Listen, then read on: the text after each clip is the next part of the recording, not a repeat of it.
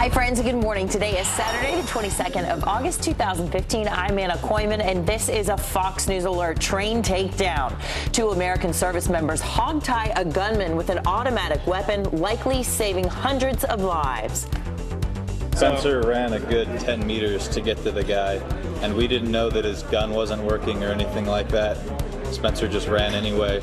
Wow. Well, this morning we talked to one of the hero's parents live about their son preventing a massacre. And then Donald Trump dominates Alabama with the largest campaign event of this campaign season. About 30,000 supporters gathered to hear him talk last night. This is not going to be an election based on a nice person. It's going to be based on a competent person. We're tired of the nice people.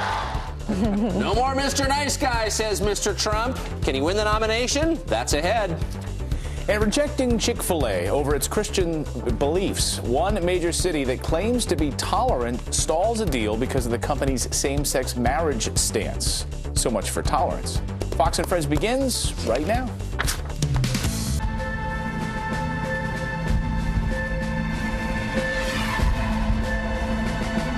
We get a traitor named Bergdahl, a dirty, rotten traitor,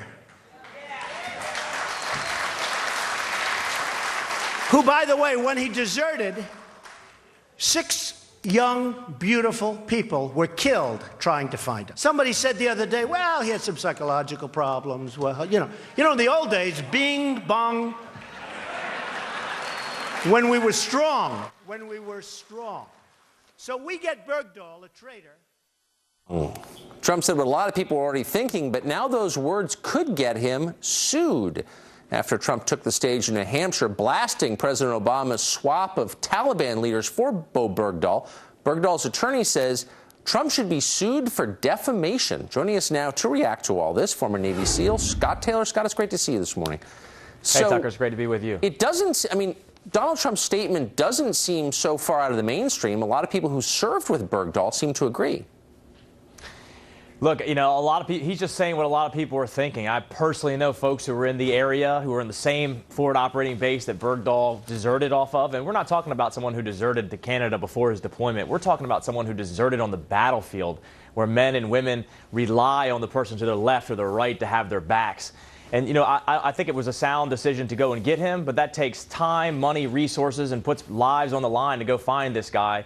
And he hasn't even been tried yet, and that's an embarrassment. I mean, they withheld the findings, of course, till after the elections last time. But I think Trump is just saying what a lot of people are feeling. So here's a statement from Bergdahl's attorney. We're quoting.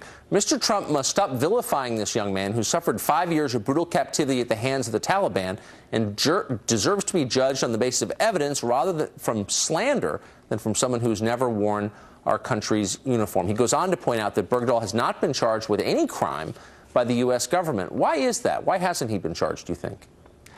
You know, I don't know. It's hilarious that, you know, the same people who are attacking Trump for making that statement did not and probably defended Susan Rice for saying that he served with honor and distinction. I don't know what happened to him in captivity. No one deserves to be tortured, of course, regardless of who you are, what decision that you made.